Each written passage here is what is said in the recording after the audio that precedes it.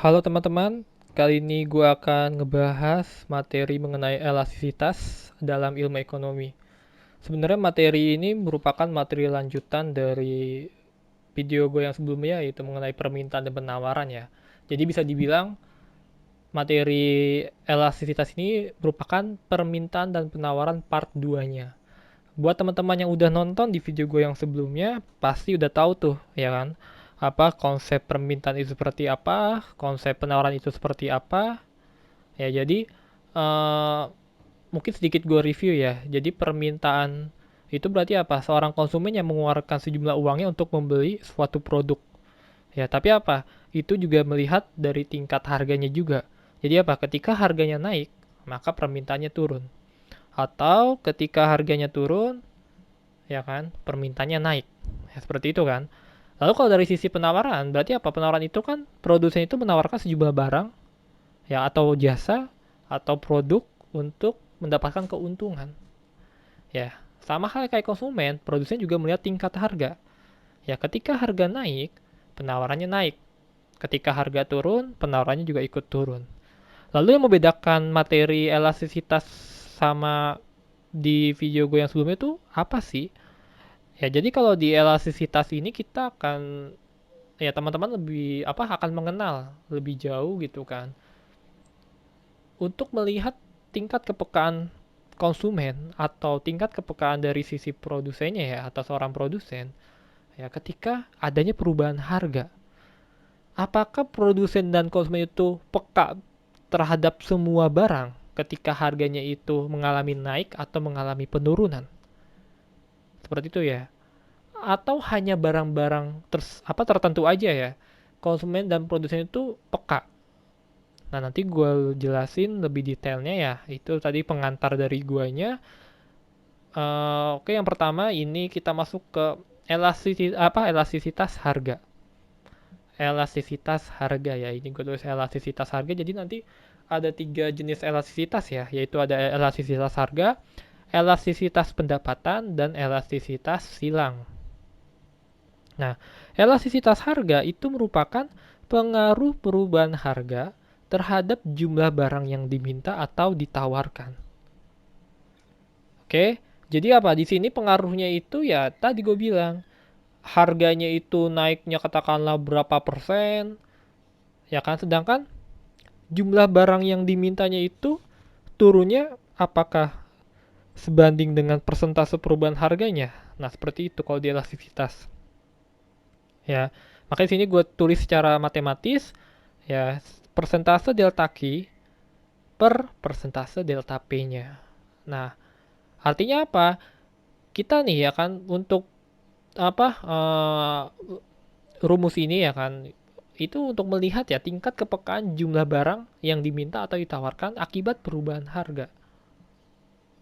Ya, yang tadi gue bilang, apakah semua barang itu ya kan, apakah konsumen itu ya peka terhadap semua barang, ya kan ketika harganya itu mengalami kenaikan dan mengalami penurunan, atau hanya barang tertentu aja. Oke, nanti kita lihat di elastisitas permintaannya ya, berarti itu seperti apa. Nah, di sini ya gua tulis ya elastisitas permintaan.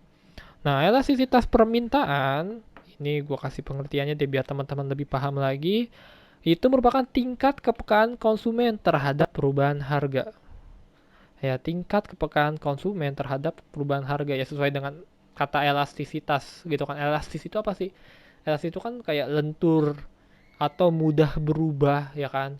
Nah, sama kayak konsumen ini. Konsumen itu mudah berubah tingkah lakunya atau perilakunya ketika harganya itu mengalami perubahan. Ya ketika harganya naik dikit aja, konsumen itu katakanlah, oh harganya naik nih. Ya kan, oh harganya itu katakanlah naiknya mahal, jadi drastis banget naiknya. Oh ya udah, gua akan nurunin permintaan gua gitu kan, sebanyak banyaknya misalnya kayak gitu. Tapi kan itu kan nggak semua barang ya seperti itu ya, kayak gitu. Makanya sini perlu penjelasan lebih detail lagi, ya kan? Ini gue masuk ke faktor-faktor yang mempengaruhi elastisitas permintaan. Ya, di sini ada tiga faktor ya. Yang pertama, oke, sini gue tulis dulu. Yang pertama itu pokok atau tidaknya suatu barang. Oke, pokok atau tidaknya suatu barang. Maksudnya apa sih, Kak, pokok atau tidaknya suatu barang? Jadi kayak gini, apakah barang itu barang kebutuhan pokok atau bukan? Nah, kalau barang kebutuhan pokok itu, perilaku konsumen itu terhadap barang kebutuhan pokok itu gimana, Kak? Nah, misalnya kayak gitu ya, pertanyaan teman-teman. Nah, yang namanya kebutuhan pokok, ya kan, itu kan kebutuhan primer, kebutuhan inti. Ya, misalnya katakanlah, kalau berdasarkan riset, sekitar 80% penduduk Indonesia itu makan nasi. Jadi apa? Banyak orang Indonesia yang apa? Menjadikan beras sebagai bahan dasar untuk membuat nasinya kan. Ya kan? Jadi apa? Bisa dibilang beras itu ya barang kebutuhan pokoknya. Jadi apa? Kalau misalnya harga beras itu mengalami kenaikan yang katakanlah naiknya katakanlah dari 10.000 ya, naiknya menjadi 12.000. Apakah konsumen itu akan menurunkan intensitas pembelian beras menjadi jatuh atau turunnya itu sangat drastis? Ya pasti jawabannya secara logika enggak, kayak gitu. Karena beras itu merupakan barang atau kebutuhan pokok ya kan dari masyarakat Indonesia di sini. Jadi apa? Bisa dibilang ya beras itu apa? Ketika harga beras itu naik naik pun ya maka tingkat pembelian konsumen terhadap beras ya nggak turun drastis, ya gitu ya. Bahkan bisa dibilang ya bakal tetap dibeli, kayak gitu. Beda dengan barang kebutuhan mewah. Oke, kan di sini kan pokok tidaknya suatu barang. Beda dengan barang kebutuhan mewah. Kalau barang kebutuhan mewah, ya kan konsumen tuh peka banget sama yang namanya harga. Contoh mudahnya apa? Contoh mudahnya misalnya ketika kalian belanja di online shop, pas all shopnya itu lagi ngadain flash sale misalnya. Flash sale itu kan harganya murah. Terus apa? Stoknya itu terbatas, ya kan? Nah, biasanya apa yang sering dilakukan flash sale itu biasanya kan itu barang kebutuhan mewah yang sering. Sehingga apa? Itu menarik minat konsumen berlomba-lomba cepet-cepetan gitu kan. Supaya itu biar nggak kehabisan stok untuk membeli barang kebutuhan mewah. Jarang nggak, atau mungkin bisa dibilang nggak ada ya, beras itu dilakukan flash sale. Nah itu bedanya. Kalau kebutuhan pokok, konsumen itu nggak terlalu peka terhadap harga. Atau nggak terlalu sensitif terhadap harga. Sedangkan kalau kebutuhan mewah, konsumen itu peka banget sama yang namanya perubahan harga dari kebutuhan mewah. Handphone tuh misalnya handphone kan konsumen bakal tetap apa ya kalau kita melihat ya secara mungkin kebanyakan orang ya pasti bakal menunggu harga handphone itu lagi turun dibandingkan lagi mahal-mahalnya, kayak gitu kan. Itu ya faktor yang pertama. Faktor yang kedua itu tingkat substitusi suatu barang. Ya jadi apa? Di sini tingkat substitusi ya sambil gue tulis tingkat substitusi suatu barang itu kan substitusi itu kan barang pengganti. Nah, berarti apa? Kalau barang itu semakin banyak substitusi, bisa dibilang itu barang mewah. Contohnya. Tapi kalau barang itu sedikit substitusi, itu merupakan barang kebutuhan pokok. Contohnya aja tadi, balik lagi kita ke beras sama handphone. Beras itu kebutuhan pokoknya, handphone itu kebutuhan mewah. Barang pengganti beras bisa hitung. Apa sih barang pengganti beras? Misalnya kayak jagung, gandum, atau mungkin sagu, ya kan? Atau mungkin selain beras itu apa ya contoh barang kebutuhan pokok misalnya telur. Ya telur itu misalnya barang penggantinya apa? Ya kan barang pengganti telur apa sih kayak gitu. Ya kan misalnya telur ayam, telur bebek kayak gitu kan apa? Ya bisa kehitung kayak gitu. Telur puyuh. Tapi kalau handphone itu penggantinya banyak. Handphone yang range harganya 2 juta itu banyak. Mau itu mereknya Samsung itu ada yang range-nya 2 juta kan, harga Samsung yang range harga 2 juta. Mau itu HP-nya itu Xiaomi, mau itu HP-nya Vivo, Oppo gitu kan. Bahkan apa? Masing-masing dari merek yang tadi gue sebutin itu mempunyai tipe yang banyak lagi. Samsung ngeluarin tipe apa gitu kan, banyak banget tipenya. Ada tipe katakanlah Samsung A series atau Samsung yang M series atau yang S gitu kan. Xiaomi juga punya tipenya, misalnya Xiaomi Redmi berapa gitu kan. Terus Vivo juga punya tipenya, Oppo juga punya tipenya, kayak gitu ya kan. Terus apa tuh namanya, iPhone juga punya tipenya kayak gitu. Nah itu tingkat substitusi suatu barang dari barang kebutuhan pokok sama barang kebutuhan mewah ya. Yang ketiga itu proporsi kenaikan harga terhadap pendapatan. Oke, logikanya gini, kalau kita sebagai konsumen ya kan, kalau kita sebagai konsumen, kalau harganya naik pendapatnya tetap, itu gimana? Ketika harganya naik pendapatan tetap, menurut kalian? Bisa jadi ya ketika harga naik, kalau pendapatan yang kita punya itu tetap, maksudnya nggak mengalami kenaikan, bisa jadi kita melakukan konsumsi tetap, atau bisa aja konsumsi yang kita lakuin itu sedikit karena harga barang itu semakin mahal, sedangkan pendapatan yang kita terima itu tetap. Apalagi kalau harganya itu drastis, mengalami kenaikan yang sangat drastis, pendapatannya itu nggak naik-naik, otomatis tingkat konsumsi konsumen akan semakin turun, kayak gitu ya. Ya kecuali kalau harganya tetap, pendapatannya naik, itu akan menambah konsumsi konsumen.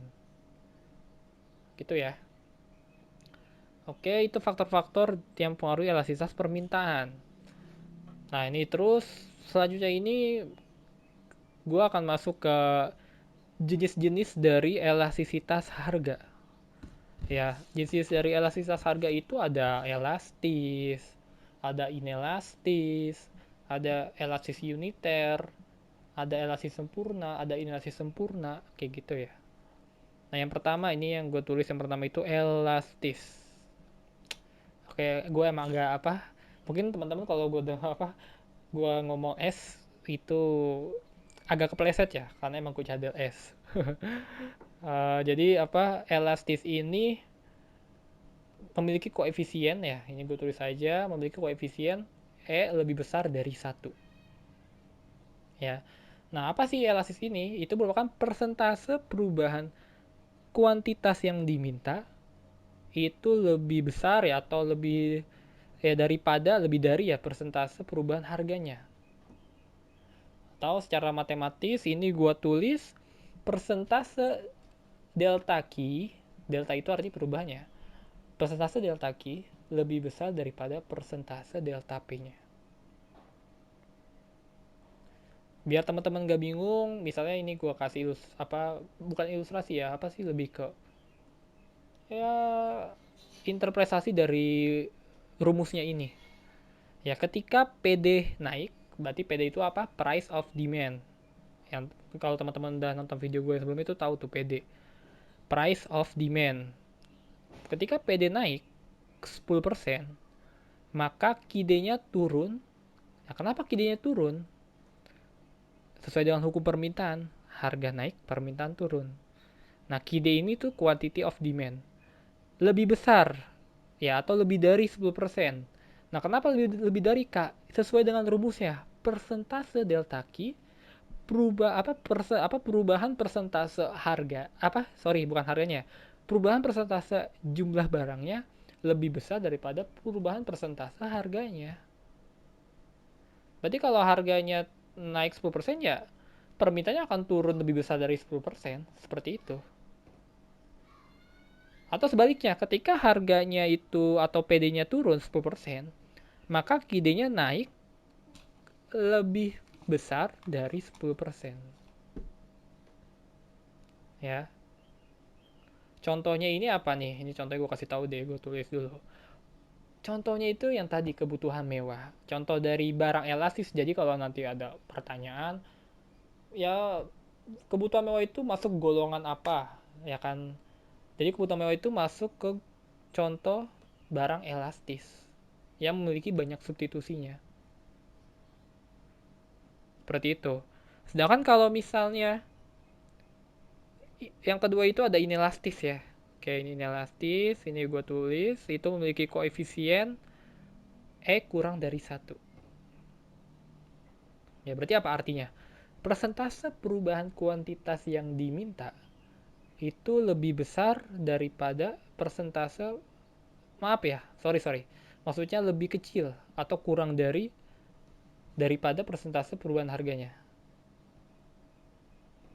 Ya, ini secara matematis gue tulis persentase delta Q lebih kecil daripada persentase delta P-nya. Oke? Nah, ketika PD naik 5%, ya kan, misalnya contohnya ini interpretasi dari rumusnya. Ketika PD naik 5%, maka QD-nya turun kurang dari, kalau tadi kan elastis lebih dari. Nah, ini dia kurang dari 5%. Atau ketika PD-nya turun 5%, maka QD-nya naik kurang dari 5%. Nah, contohnya itu kebutuhan pokok. Ya, ini gue tulis saja contohnya biar kalian bisa membedakan. Nah, kalau kebutuhan pokok tadi apa? Substitusinya sedikit. Ya, tahu sedikit substitusinya. Oke, yang ketiga itu ada elastis uniter atau uniter di sini. Gue tulis aja uniter itu memiliki koefisien E sama dengan 1. Ya, persentase perubahan kuantitas yang diminta itu nilainya sama dengan persentase perubahan harganya. Ya, atau di sini secara matematis persentase delta Q-nya sama dengan persentase delta P-nya. Oke, jadi kalian paham ya perbedaannya itu di tadi aja. Kalau yang tadi elastis lebih besar apa di simbolnya aja ya, terus kalau di analisis itu kurang dari, nah kalau di uniter tuh sama dengan. Maka kalau diinterpretasikan misalnya ketika PD naik 1%, maka QD-nya turun sebanding ya, jadi sama sama dengan nilainya itu sama kayak perubahan harganya, QD itu turun 1% juga. Atau ketika PD-nya turun 1%, maka QD-nya naik 1%. Nah, contohnya itu merupakan, kalau di analisis uniter itu contohnya barang kebutuhan sekunder. Barang kebutuhan sekunder itu contohnya kayak sendok, garpu, nah itu barang kebutuhan sekunder. Gitu ya teman-teman ya. Nextnya nanti di video berikutnya uh, masih ada dua lagi jenis elastisitas harga ya, yaitu ada elastis sempurna dan inelastis sempurna. Pokoknya pantau terus channel dari Alternativa. Oke,